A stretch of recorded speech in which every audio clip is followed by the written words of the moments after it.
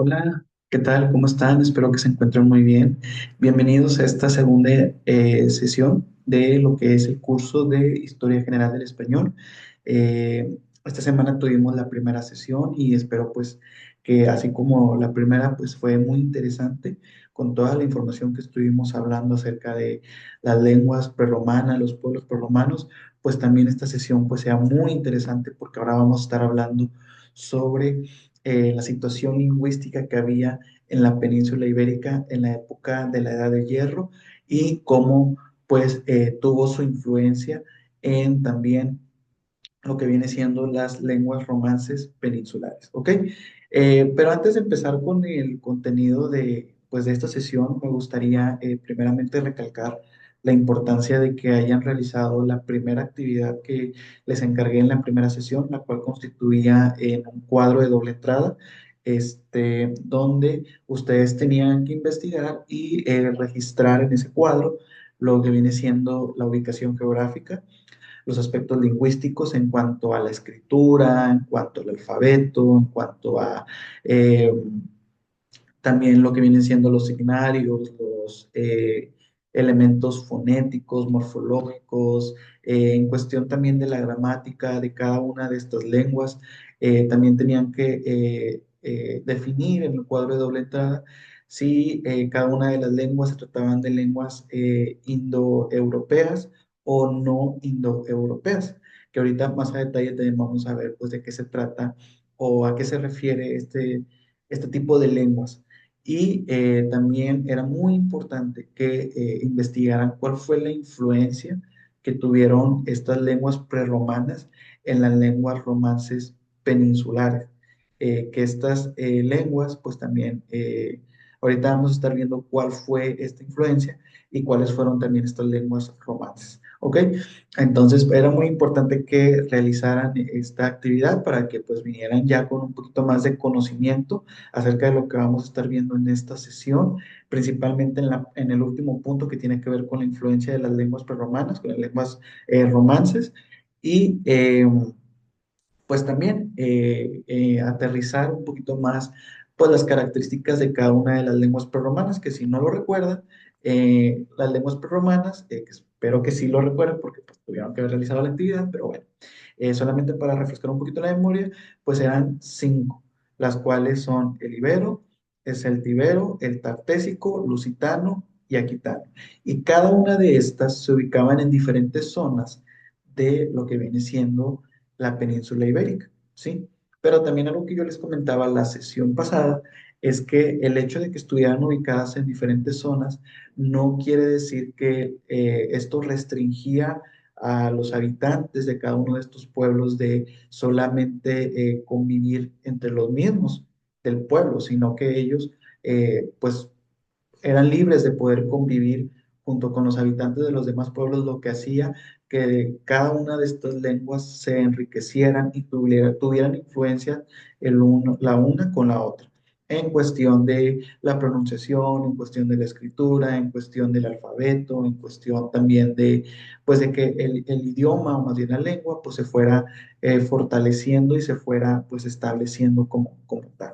Entonces, pues recordemos que estas eran las cinco lenguas prerromanas que se hablaban en la península ibérica y pues también recordar que los pueblos prerromanos que estuvimos viendo pues eran de dos tipos, los pueblos indígenas, que eran los tartesos, los galaicos, asturcantabros y vascones, los celtiberos, los iberos, baleáricos y los pueblos colonizadores, que en este caso pues vienen siendo los fenicios, los cartagineses y los griegos, que ellos pues arribaron a lo que viene siendo la península ibérica por las costas del Mediterráneo y pues sus principales intereses al venir acá a la península ibérica pues eran más que nada en la cuestión de comercializar tanto sus productos, sus materiales, como pues también intercambiar con los pueblos prerromanos, principalmente lo que vienen siendo pues los metales como el oro, la plata, el cobre, el hierro, ¿sí? Y pues también el asentarse en esta zona, en la península ibérica, para tratar de colonizar, ¿verdad? Pero la realidad es que como tal, pues ellos no tuvieron un proceso de conquista total en la península ibérica, pero sí tuvieron un proceso de socialización, de relacionarse con cada uno de estos pueblos, lo que fue provocando que en la península ibérica, pues, o sea, tanto los fenicios, los cartagineses, los griegos, los tartesos, galaicos, celtíberos, íberos y baleáricos intercambiaran todos sus conocimientos en cuestión de cada una de las lenguas que hablaban. Y habiendo dicho esto, pues ahora sí, vamos con el contenido de la sesión 2 que pues tiene conexión o tiene relación precisamente con lo que les mencionaba hace un momento, porque vamos a empezar a ver este punto de cuál era la situación lingüística de la península ibérica antes de la romanización. Entonces, para que podamos entrar de lleno a este tema, es muy importante que entendamos a qué se refiere el término romanización, ¿sí? Nosotros pues podemos darnos una idea, ¿no? Que pues está ligado a lo que es a Roma, el Imperio Romano, ¿verdad? Y lo que explica este término es que la romanización, vamos a decirlo así de manera breve y en palabras claras, pues se refiere al proceso en el que los pueblos indígenas y los colonizadores de la península ibérica adoptaron el estilo de vida de los romanos cuando ellos vinieron a conquistar este territorio. Más adelante vamos a ver en qué época sucedió, cómo fue este proceso, pero pues la romanización se trató principalmente de esto, de cómo estos pueblos prerromanos y los colonizadores, cómo ellos adoptaron el estilo de vida de los romanos. Y a estilo de vida nos referimos a el idioma, nos referimos a la cultura, nos referimos a la sociedad, a la política, a cómo estaba dividido geográficamente, porque el Imperio Romano, Roma, si le queremos decir así, tenía una división geográfica en particular que vinieron a trasladar ahora a la península ibérica. O sea, ahora las divisiones, vamos a decirlo así, fueron un poquito más formales, o sea, ahora ya era más formal la división en cuestión de provincias, en cuestión de territorios. Entonces, a eso se refiere este proceso de la romanización, ¿sí? Que fue un proceso que la verdad fue largo, no fue un proceso que fue de la noche a la mañana, no fue una conquista que fue rápida, de que ya llegamos aquí en el año 218 antes de Cristo, que fue cuando los romanos llegan a conquistar la península ibérica y fue de que ya, o sea, ya estamos aquí y pues ahora sí ya todos son romanos y todos van a comer lo que nosotros comemos, todos van a hacer lo que nosotros hacemos, todos van a hablar lo que nosotros hablamos. No, no fue de la noche a la mañana. Fue un periodo que tardó 200 años. ¿Por qué? Porque principalmente era hacer que los pueblos prerromanos, ¿sí? Se adaptaran totalmente a la manera de hablar, a la cultura, a la política, a la religión, a la escritura de los romanos. Y eso es algo que pues no se puede lograr rápidamente, sino que pues implica un largo proceso, lo cual pues si nos ponemos a pensar y nos tratamos de pues, relacionarlo con algo que conozcamos, pues es un poquito similar a lo que nos pasó a nosotros cuando fuimos conquistados por los españoles. También ese proceso de conquista fue un proceso tardado en donde no solamente nos conquistaron por la fuerza física, o sea, no solamente nos conquistaron a través de someternos, a través de la guerra, a través de violencia, no, sino que nos conquistaron en todos los aspectos, ¿verdad? Empezamos a adoptar su idioma, nosotros también hablamos el español, porque anteriormente pues se hablaba lo que son las lenguas indígenas, ¿verdad? Como el maya, el olmeca, el tolteca, ¿verdad? El zapoteca. Entonces, nosotros empezamos a adoptar también su lenguaje, su idioma. Empezamos a adoptar su religión, empezamos a adoptar su política, empezamos a adoptar su tecnología, empezamos a adoptar tantas cosas que ellos vinieron a traer, ¿verdad? Lo que consolidó su conquista sobre el territorio pues mexicano, ¿no? Entonces, de la misma manera, perdón, así fue este proceso de romanización en la península ibérica, ¿sí? Y Primeramente quería aclarar este término porque es muy importante que ya nos vayamos familiarizando con lo que es la romanización porque es un hecho histórico que vamos a estar viendo en las siguientes sesiones. Entonces, pues bueno, ya habiendo aclarado esto, pues vamos a ahora sí a continuar con la situación lingüística, es decir, cómo se hablaba, cómo se comunicaban los pueblos prerromanos antes de la romanización, o sea, cómo estaba la situación, que ya vimos qué lenguas utilizaban, pero ahora el detalle aquí es cómo las utilizaban, ¿sí? Porque si hablamos en cuestión de lengua, nos referimos no solamente al hablar, sino también al escribir, sino también a cómo está conformada las palabras que hablamos, qué significados tienen, ¿sí?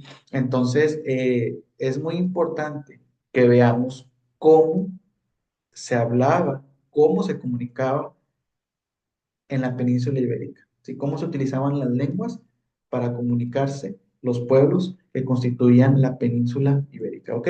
Y lo primero que hay que saber es que no se hablaba una sola lengua, sino varias, o sea, eran varias lenguas las que se hablaban, o sea, los pueblos no estaban casados con una sola lengua, sino que cada uno tenía su propia lengua, no es como nosotros aquí que es una república mexicana conformada por más de 30 estados y todos hablamos el español, no, ellos eran muchos pueblos, ¿sí? Divididos en diferentes zonas, norte, sur, este y oeste de la península ibérica y cada uno de ellos tenía su propia lengua. Claro, a veces, por ejemplo, el pueblo ibérico, pues a veces adoptaba algunos elementos de los celtibéricos, de los aquitanos, ¿verdad? Y ahorita eso también lo vamos a ir viendo. Pero se hablaban diferentes lenguas, o sea, no estaban casados, o sea, en la península ibérica no solamente estaban con una sola lengua, sino que eran varias lenguas las que se hablaban.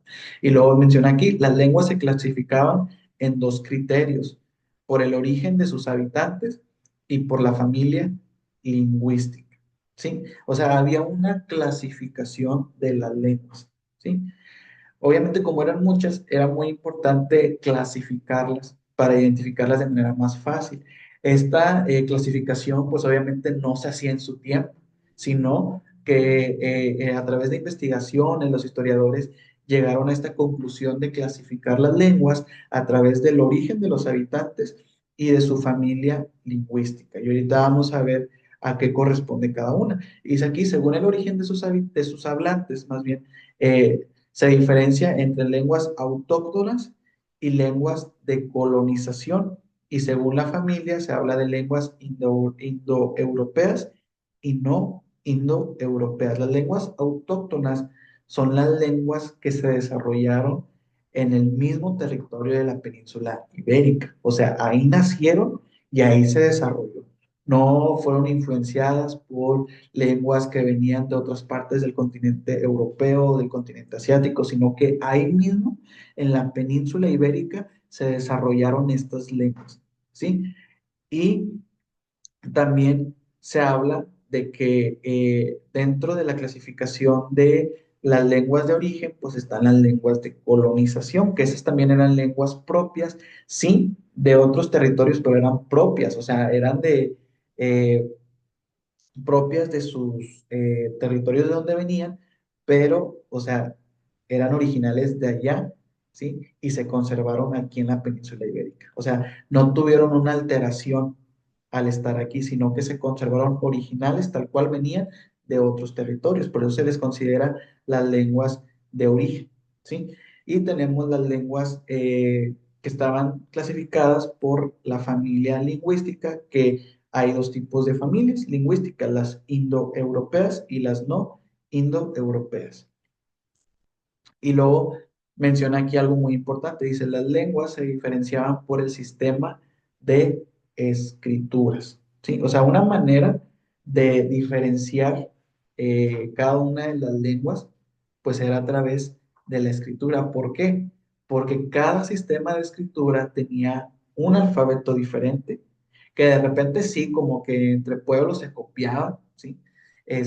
Pero eran diferentes. Y también porque las letras o los signos que se utilizaban también tenían significados diferentes. O sea, es como si yo, mi familia de original y yo, la familia que he formado, tuviéramos un código o un lenguaje diferente. O sea, es igual, o sea, sí nos conocemos y todo, pero cada uno habla un lenguaje diferente que se caracteriza por tener un sistema de escritura diferente.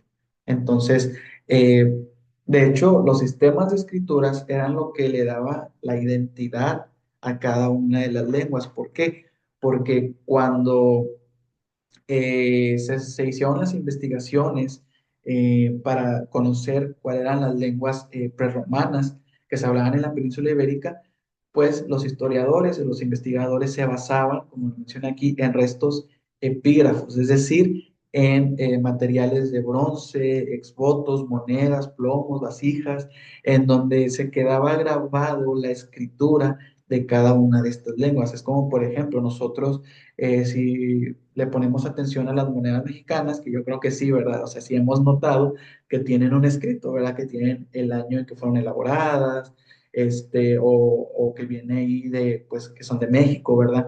Y obviamente son letras españolas, ¿verdad? Que nosotros podemos entender. Entonces, en aquella época, los materiales, ¿sí? Monedas que utilizaban, los pueblos prerromanos pues también tenían grabados, que después esos materiales con grabados de las lenguas, ¿sí? Ayudaron a los historiadores a identificar cada uno de estos pueblos con sus respectivas lenguas, ¿sí? Como menciona aquí, se escribían en varios alfabetos durante un periodo dilatado en el tiempo y en el espacio. O sea, ¿qué quiere decir esto? Que pues a veces, o en ocasiones, los alfabetos podían sufrir algunas alteraciones, algunos cambios. ¿Por qué? Por la relación que había entre estos pueblos. ¿Ok? Ahora, tenemos aquí a los indoeuropeos y no indoeuropeos. O sea, el hecho de que hubiera dos familias lingüísticas, en este caso indoeuropeos y los no indoeuropeos, bueno, más bien, marcaba una división en la península ibérica. Esta división no era como tal física, o sea, no había una muralla, no había una frontera, o sea, no había como lo que hoy nosotros conocemos como una caseta, una reja o un muro de piedra que los dividiera. No, era una división pues lingüística, ¿sí? Eh, que marcaba a la península ibérica. Y aquí pues yo les muestro, de hecho, aquí en la diapositiva, una imagen de lo que viene, o un mapa de lo que viene siendo la península ibérica, y vemos cómo está marcada, hay una línea naranja que marca división, ¿sí? Ahí tenemos a los indoeuropeos, ¿sí? Que pues realmente ellos abarcaron gran parte de lo que viene siendo la península ibérica, y luego tenemos del lado este y sur lo que viene siendo los no indoeuropeos. O sea, en el mapa se pueden identificar quienes formaban parte de la familia indoeuropea y quienes no formaban parte de la familia, quienes no eran parte, ¿verdad?, de la familia indoeuropea en cuestión de las lenguas que se hablaban, ¿verdad? Aquí sí es muy importante que constantemente estemos investigando los mapas de la península ibérica para que nosotros podamos ir distinguiendo cómo estaban divididos en cuestión geográfica y también en cuestión lingüística, ¿sí? Y luego menciona aquí, la Hispanía no indoeuropea, no indoeuropea se ubicaba al sudeste, lo que les mencionaba ahorita, lo que hoy conocemos también como gran parte de Andalucía, Murcia, País Valenciano y Cataluña, mientras que la zona indoeuropea ocupaba el resto del territorio de Hispania, ¿sí? Y menciona aquí lo que les mencionaba ahorita. No obstante, no existía una frontera estricta entre las dos zonas debido al conjunto numeroso de pueblos que habitaban la península ibérica. O sea, como eran tantos pueblos, pues no. podía haber como tal una división física, ¿verdad? Entonces, por esa razón es que esta división de la que hablamos solamente se refiere a la cuestión lingüística, no se refiere a una división física. Ahora, tenemos aquí las escrituras peninsulares y sus nacimientos. Aquí hay algo muy importante y es que las escrituras autóctonas, o sea, las escrituras que se originaron en la península ibérica, provenían del Mediterráneo. ¿Por qué del Mediterráneo? Porque en las costas, sí, del Mediterráneo era donde llegaban los pueblos colonizadores para pues comercializar sus productos, para hacer venta o para intercambiar lo que ellos pues también traían, o sea, ellos traían pues sus productos agrícolas, productos, o sea, armas, animales, este, y ellos lo que hacían es que pues utilizaban lo que vienen siendo mm, como algunos escritos para formalizar esta venta, ¿verdad? O sea, como anteriormente, pues no era muy usual el uso de la moneda o el uso del billete, pues utilizaban algunos grabados, ¿sí? A través de papel o algunos materiales de bronce, plata, de oro, con escritos, que eso,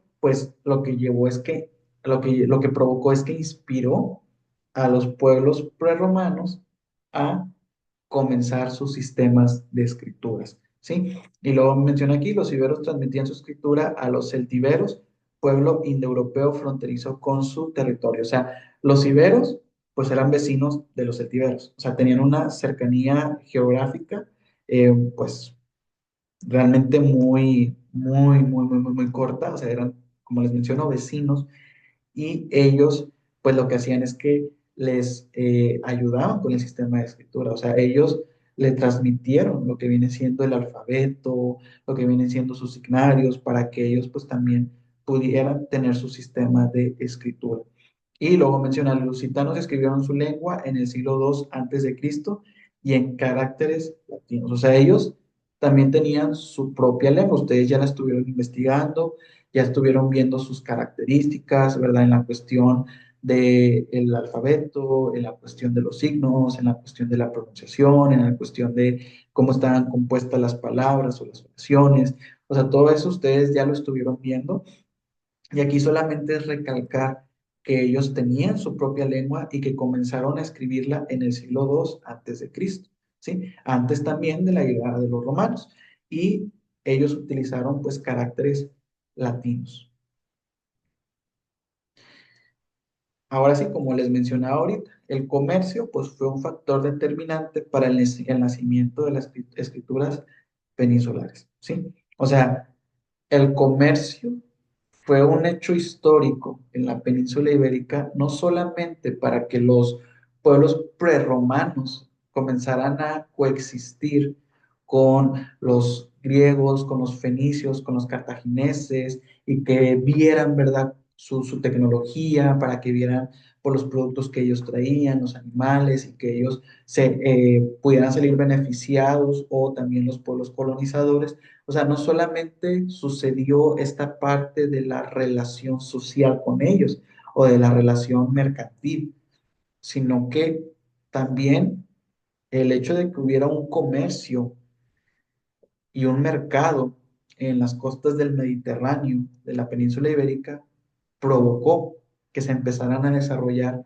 los sistemas de escrituras peninsulares, ¿sí? Que pues son sistemas de escrituras que ahorita vamos a ir viendo también, son cuatro que ahorita las vamos a ir viendo a detalle, pero pues realmente son como, tienen características como nuestro sistema de escritura actual, ¿sí? Claro, si nosotros ahorita que veamos las imágenes o las imágenes que ya hemos visto también, pues para nosotros pudiera parecer jeroglíficos, pero esos jeroglíficos pues tenían su significado, como hoy en día nosotros cuando vemos la letra A sabemos que tiene un significado, ¿verdad? Cuando vemos una palabra, pues sabemos el significado de cada letra. De la misma forma, ellos le daban un significado a cada una de estas letras. Entonces, a lo que voy es que ellos tenían un sistema de escritura, así como nosotros hoy en día también tenemos un sistema de escritura. Y todo esto se dio gracias al comercio. Por eso aquí es muy importante entender que los hechos históricos nos dan contexto, ¿sí? De la situación lingüística que había en la península ibérica. Por eso es muy importante que entendamos qué estaba sucediendo en ese momento. ¿Ok? Y menciona aquí lo siguiente, las grandes potencias de la época como los fenicios, los griegos y posteriormente también los púnicos y los romanos arribaron a las costas de la península para obtener materias primas y mercenarios para sus contiendas. O sea, ellos llegaban a la costa de la península con intereses. Cuál era el interés de ellos? Ah, bueno, yo quiero materia prima, yo quiero oro, yo quiero bronce, yo quiero plata, yo quiero hierro para mis armas, para llevarlo a los territorios de Europa, de Asia, de donde provenían ellos, para pues producir también los productos que allá se utilizaban, ¿verdad? Entonces, ese era el interés de ellos. Y pues también conseguir mercenarios para las guerras, para las conquistas que ellos tenían planeado y que realizaron en su debido momento. Entonces, es muy importante este aspecto porque gracias a la riqueza material que había en la península ibérica fue que se dio la llegada de estos colonizadores que provocó después la creación de los sistemas de escrituras. ¿Ok? Y menciona aquí, los primeros documentos hispánicos que se conservan fueron inscripciones foráneas escritas en babilónico y egipcio, jeroglíficos, en objetos traídos por los fenicios. ¿Sí? O sea, los pueblos prerromanos se dieron cuenta de esto, se dieron cuenta de que, a ver, los, los papeles que ellos traen, las piedras que ellos traen, los materiales que ellos traen, tienen grabados y tienen un significado que yo creo que los griegos, los fenicios, los cartagineses les explicaban el significado, porque obviamente lo tenían que utilizar para el comercio, ¿verdad? Y esto, pues fue lo que le dio la idea, la inspiración a los pueblos prerromanos de utilizar símbolos con significado para empezar a constituir su alfabeto y su sistema de escritura. ¿Ok? Pero fue gracias a estos primeros documentos hispánicos que se encontraron que pues empezó a formular, a constituir pues los sistemas de escrituras. ¿Sí? Y es muy loco pensar esto, que pues la inspiración vino de otros lados, ¿verdad? O sea, no fue una idea original de los pueblos prerromanos el decir, ah, necesitamos un sistema de escritura. ¿Por qué? Porque entre ellos mismos, ¿sí? Se daba este comercio, que quizá no era un comercio formal, quizá no era a través del uso de la moneda, quizá era a través de los trueques, ¿sí? Pero eh, al menos podían ellos utilizar su lengua, ¿sí? Para poder relacionarse entre ellos y poder realizar este comercio. Pero ellos al ver cómo los pueblos colonizadores tenían una dinámica diferente para realizar el comercio, pues fue lo que ellos les dio la curiosidad de saber, de ver ese sistema de escritura que ellos tenían, que después los inspiró para ellos crear su propio sistema de escritura. Y así fue como surgieron los sistemas de escrituras que vamos a ver a continuación. Y bueno, como les mencionaba ahorita, hay cuatro sistemas de escrituras. Y primeramente tenemos la escritura del sudoeste, ¿sí? Que por la ubicación podemos entender que era el sistema de escritura que se utilizaba, ¿sí? Por los indoeuropeos, ¿ok? Dice aquí, ocupa el territorio que va desde la cuenca baja del Guadalquivir a la desembocadura, perdón, del río Sado. O sea, a lo largo de este territorio ¿sí? Que se extiende desde la cuenca del Guadalquivir a la desembocadura del río Sado, se utilizaba este sistema de escritura. Solamente en esa zona se utilizaba este sistema de escritura. Y menciona aquí, en esta zona se produjeron las primeras muestras escritas peninsulares. O sea, ahí en esa zona fue donde empezó a surgir las primeras muestras escritas, ¿sí? De la lengua, de las lenguas que se hablaban en esta zona, ¿sí? O sea, aquí fue donde empezó a surgir los grabados, eh, los, los registros que se tienen sobre este sistema de escritura, ¿sí? Aquí es donde empieza todo. Y luego tenemos la escritura meridional, que dice es retrógrada y no se sabe qué lengua escribe. Con retrógrada nos referimos a que se escribía de derecha a izquierda. Y es muy raro pensarlo, porque nosotros, nuestro sistema de escritura es de izquierda a derecha, pero ellos lo hacían al revés, de derecha a izquierda.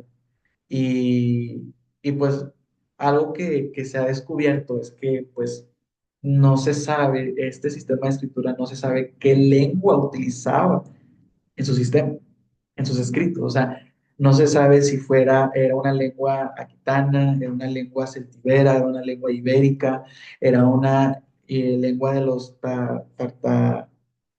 tartanesis, o qué, o sea, o de los lusitanos, o sea, no se sabe, ¿sí? Lo que se sabe es que se escribía de derecha a izquierda, ¿ok?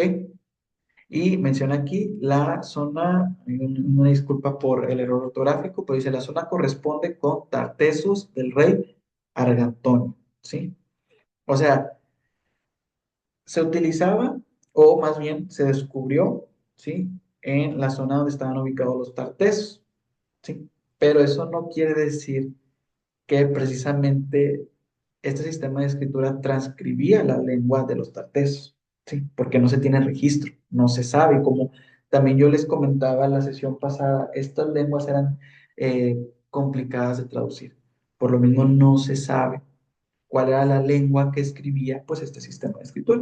Y se utilizaban formas arcaicas del alfabeto fenicio, ¿sí? O sea, tuvo su inspiración en el alfabeto fenicio, ¿sí? No, no crean que fue, como les mencionaba ahorita, que no crean que fue totalmente original, ¿sí? De los pueblos prerromanos. O sea, ellos se basaron en el alfabeto fenicio que conocieron a través del comercio, ¿sí? Y dice aquí, su signario se puede encontrar principalmente en estelas funerarias, perdón. O sea, en estas estelas funerarias se tenían grabados, ¿sí? Las palabras, los signos que conformaban este sistema de escritura, ¿sí?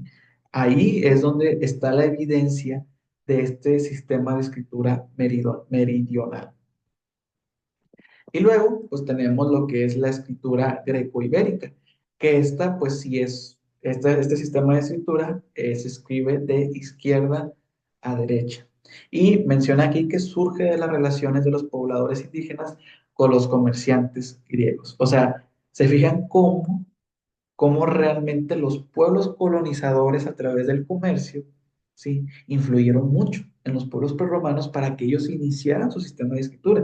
Claro, los pueblos colonizadores nunca les pasó por la mente decir, vamos a convivir con ellos, vamos a relacionarnos con ellos para que ellos hagan su sistema de escritura. Obviamente no, ¿sí?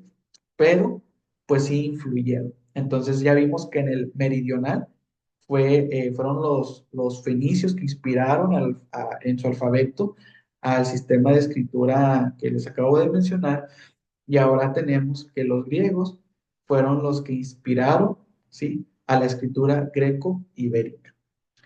Y menciona aquí que es un alfabeto creado para escribir textos ibéricos basándose en el alfabeto greco-jónico, ¿sí? O sea, aquí sí sabemos que era utilizado por los ibéricos, ¿sí? Y que la lengua que escribía este sistema, pues era la lengua ibérica, que ustedes pues también ya estuvieron investigando las características de esta lengua, ya la han de identificar muy bien, y pues esta era la lengua que este sistema escribía. Y pues tenía su propio alfabeto que pues estaba basado en el greco jónico, que pues es lógico o podemos fácilmente deducirlo porque pues fue de inspiración de los griegos. Y pues tenemos la escritura ibérica, que se escribe de izquierda a derecha y que también anota la lengua ibérica y sus diferentes dialectos. O sea, la lengua ibérica sí tenía diferentes dialectos, diferentes tipos de lenguas, como lo que hoy nosotros conocemos como los dialectos indígenas, ¿verdad? Entonces la lengua ibérica pues también tenía diversos tipos que pues era lo que escribía el sistema de escritura ibérica. Y dice aquí surge de la fusión de la escritura meridional y la escritura greco-ibérica, ¿sí? O sea, aquí hubo una fusión, una relación, ¿sí? Una, coincidieron el sistema de escritura greco-ibérica con el sistema de escritura meridional, lo que dio a la creación de la escritura ibérica, totalmente ibérica, ya no greco-ibérica, porque ya no se basaban en el alfabeto de los griegos, sino que ya se basaban, ¿sí? En su propio alfabeto, ¿ok? Y ahorita vamos a ver por qué todo esto que les estoy mencionando de las influencias. Pero, pues este alfabeto pues, surge de esta fusión. Y dice aquí, su alfabeto utiliza 28 signos, de los cuales son silábicos tres grupos, las consonantes, oclusivas, sonoras y sordas. ¿Sí? O sea, el alfabeto aquí de la escritura ibérica pues está compuesta por 28 signos. Cabe aclarar que no todos los alfabetos estaban compuestos de la misma cantidad de signos. Había algunos que pues sí tenían más de 20, otros arriba más de 30. O sea, la cantidad de signos de cada uno de los alfabetos variaba, ¿ok?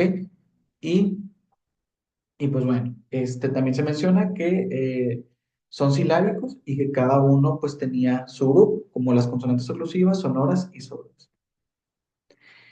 Y ahora sí, bueno, antes de pasar a este punto, que también es muy importante, los sistemas de escrituras peninsulares que eran originarios, y hay que esto sí tenerlo bien en claro, de la península ibérica, porque pertenecía a los pueblos prerromanos y pues también a los pueblos colonizadores, tenían una relación, ¿sí? ¿Cuál era la relación que tenían estos sistemas de escrituras? Pues de entrada, que estaban basados en alfabetos foráneos, ¿sí? O sea, los alfabetos que utilizaron cada uno de estos sistemas de escrituras, ¿sí? No eran totalmente originales de ellos, como les mencionaba ahorita, sino que pues vinieron de inspiración foránea, o sea, tuvieron que venir los griegos, los fenicios, los cartagineses a inspirar, ¿sí? A las lenguas prerromanas para que pudieran tener su propio sistema de escritura.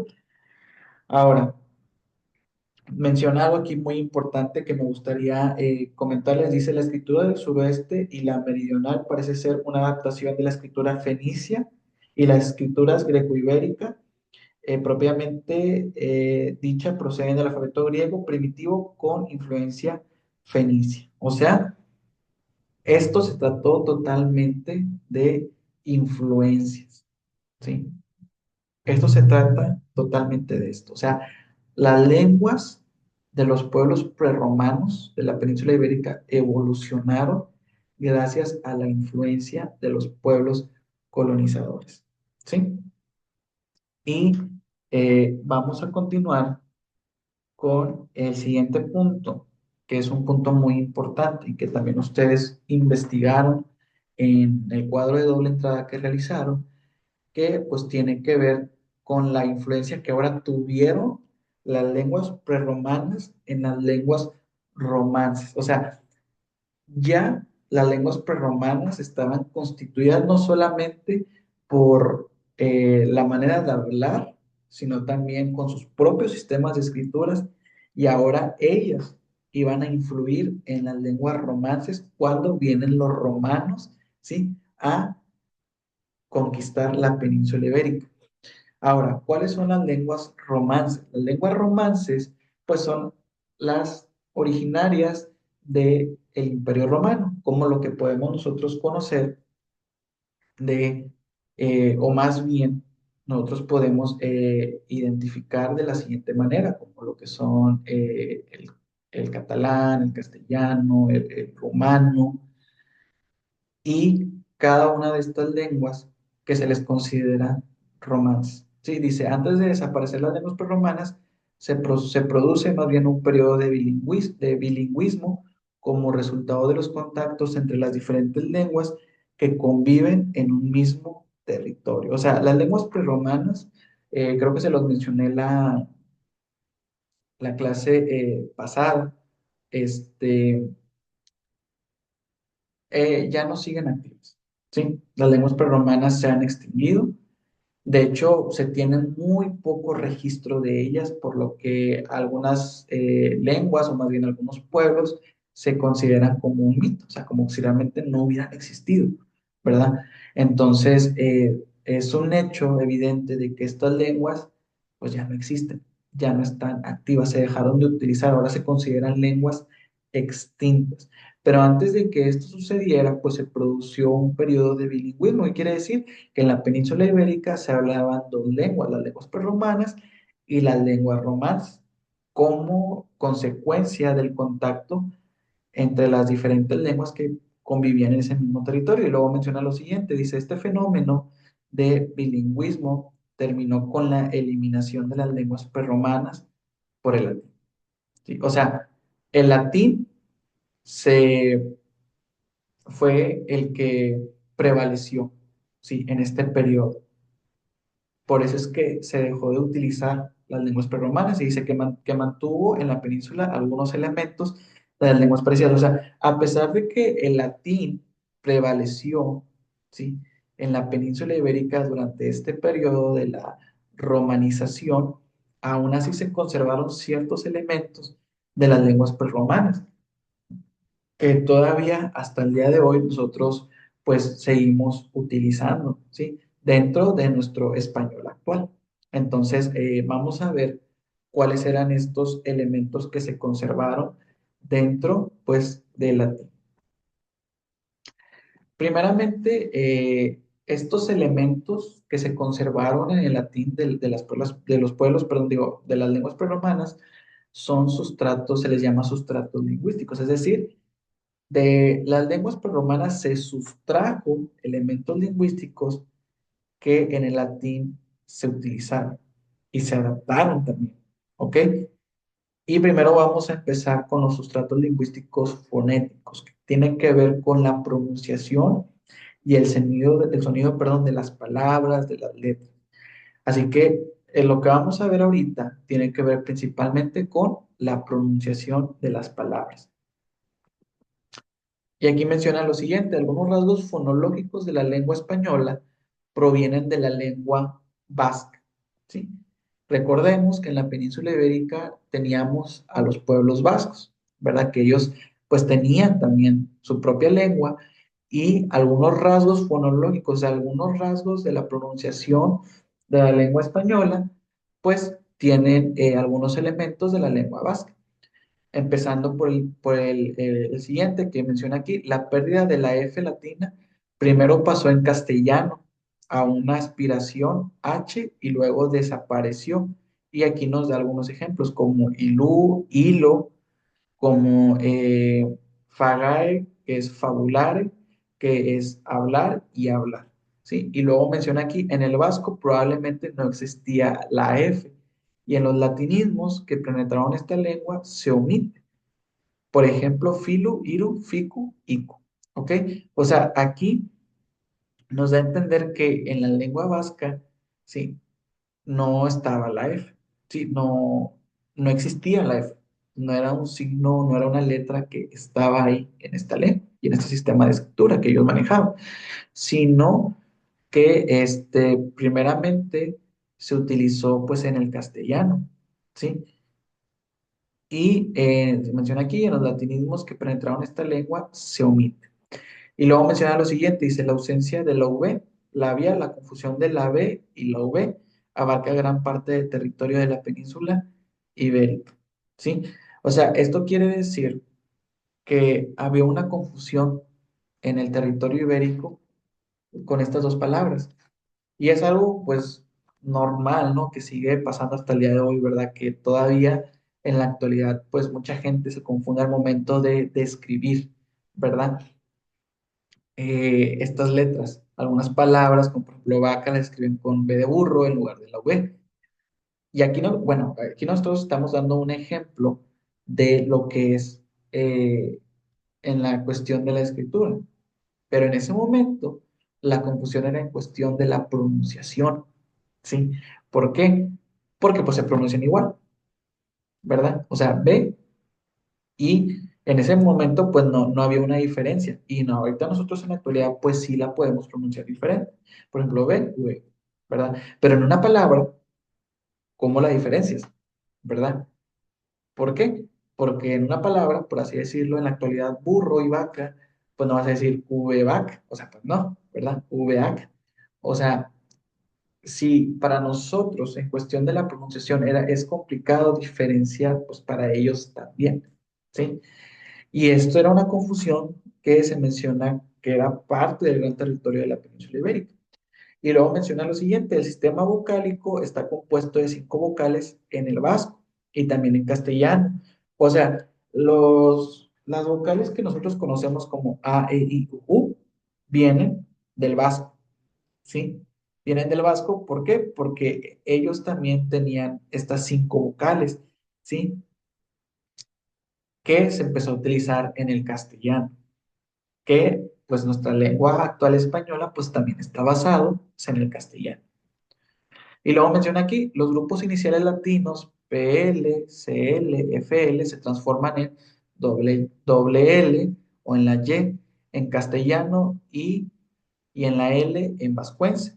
Y aquí ya nos da algunos ejemplos de algunas palabras como clamaré, llamaré, plan, llano, flama, llama, en donde se ve pues este cambio, ¿no? Por ejemplo, en la de clamaré se ve cómo se deja de utilizar la C, perdón, y la L y se cambia a la doble L, que es clamaré a llamaré. Que ahorita nosotros en nuestro sistema actual del español, pues son palabras que son sinónimos, ¿verdad? Pero estos sinónimos pues tuvieron sus cambios, tuvieron su evolución, así como también lo que viene siendo flama y llama, que también son sinónimos, pero tuvieron su evolución y en su momento pues tuvieron estos cambios, ¿no? En el caso de la flama y llama, con la doble L y con el FL. Y luego menciona lo siguiente. Menciona, existen también cambios fonéticos distintos del vasco. Por ejemplo, el vasco sonoriza las consonantes oclusivas que van detrás de M, N, R, L, tanto en latinismos que adopta altaré, aldaré, como en voces indígenas, en Moncoa y en Mongoa, ¿sí? Y este pues es otro ejemplo de cómo influyó las lenguas prerromanas en las lenguas romanas, porque aquí nos está mencionando, ¿verdad?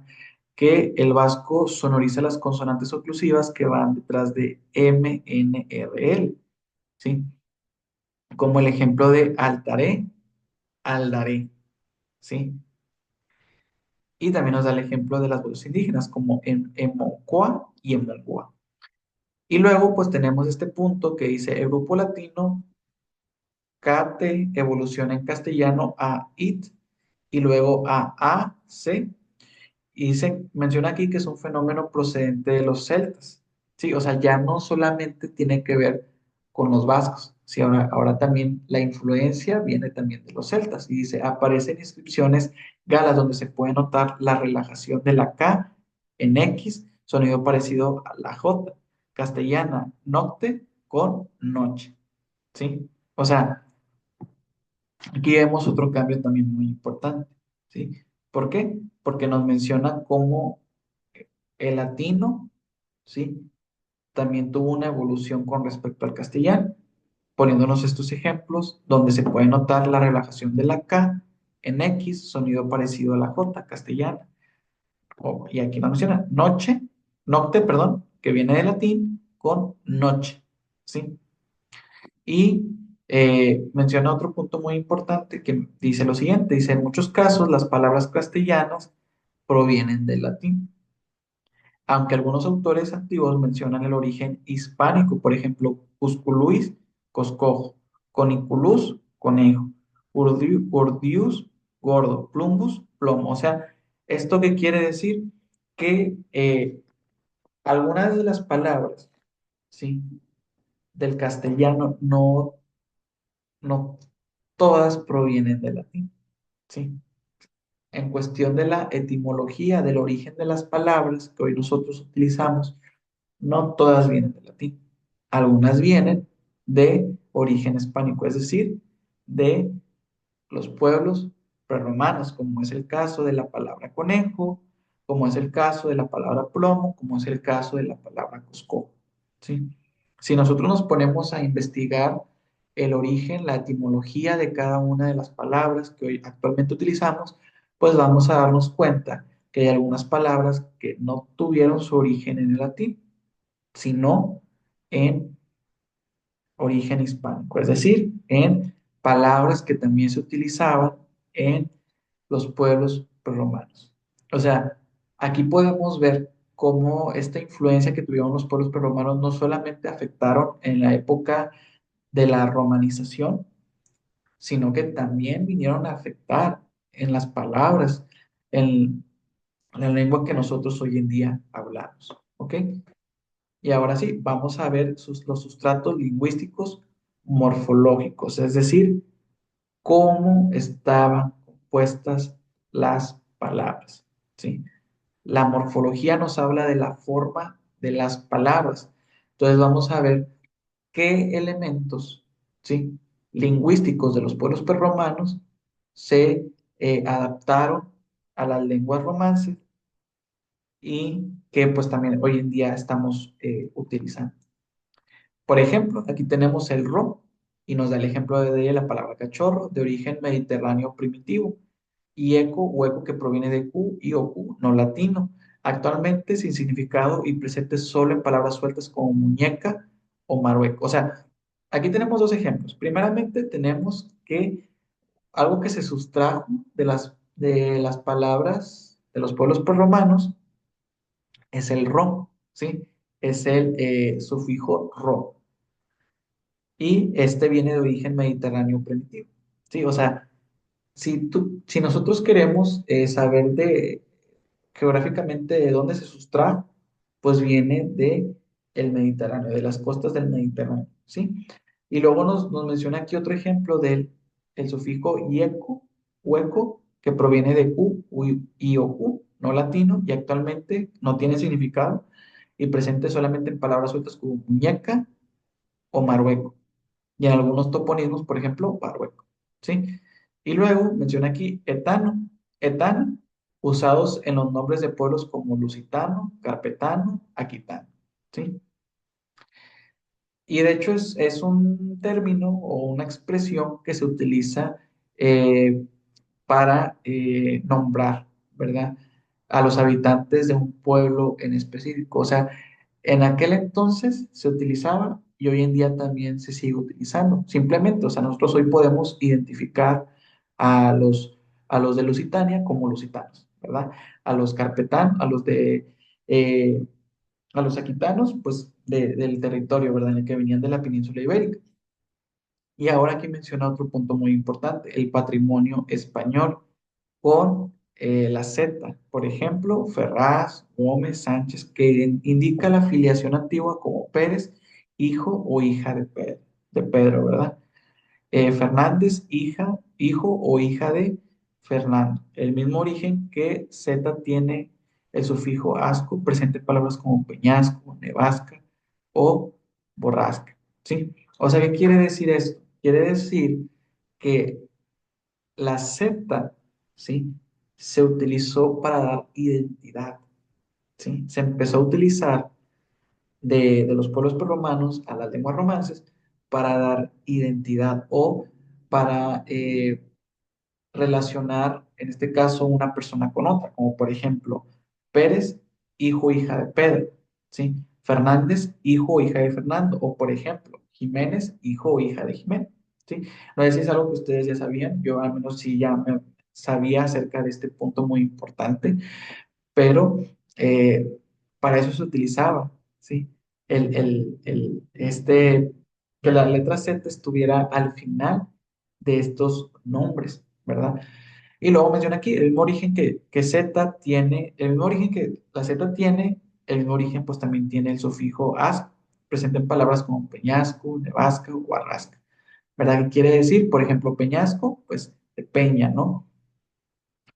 Y también las demás palabras que se mencionan. Entonces podemos ver cómo estos elementos que se sustrajeron de la Z, del sufijo as, cómo sirvieron para relacionar, ¿sí? Un elemento con otro, ¿sí? No solamente para ser parte de un sistema de lenguaje o de escritura, sino para relacionar un elemento con otro. Y luego, pues tenemos el sufijo iego que proviene del céltico, ¿sí? Del céltico aico, documentado en inscripciones hispanas, pero vive entre otras en las palabras mujeriego, andariego, palaciego, ¿sí? O sea, cuando nosotros decimos estas palabras, mujeriego, andariego, palaciego, estamos hablando de sufijos que provenían del pueblo prerromano, del céltico, céltico-aico, ¿sí? O sea, ahí podemos ver cómo este sufijo que se utilizaba en aquel entonces todavía se sigue utilizando en la actualidad, ¿verdad? Y también, pues, en aquella época en donde se hablaban las lenguas romanas. Y luego, pues, tenemos los sufijos átonos, ala, ara, ara, ana, ama, que sobreviven en topónimos como Langara o Cuétara y en palabras comunes como legano, galápago y otras ya de procedencia latina como relámpago, cáscara, murciélago. Y por último tenemos el sufijo en y ena que forman derivados a partir de nombres propios apelativos. Se emplea con algunos prerromanos, probablemente del vasco, muy abundantes en casi toda la península. Pero este sufijo se emplea también con nombres latinos concordantes con el primer poseedor del lugar. Lesi, por ejemplo, aquí nos da el ejemplo de lesiñena. O sea, ¿qué quiere decir esto? Quiere decir que este sufijo se utilizaba para los nombres propios apelativos, ¿sí? Por ejemplo, nosotros, supongamos, ¿no? Nosotros, si nosotros decimos, ah, bueno, yo soy de Apodaca, se dice apodaquense, ¿sí? Y se fijan, se está agregando el sufijo en, claro, en compañía del se, ¿verdad? Pero se está agregando este sufijo ¿para qué? Para dar nombre propio de una persona que pertenece a cierto territorio, ¿verdad? Y bueno, pues estos son los sustrajos lingüísticos en cuestión de la morfología que se adaptaron de las lenguas prerromanas a las lenguas romanas.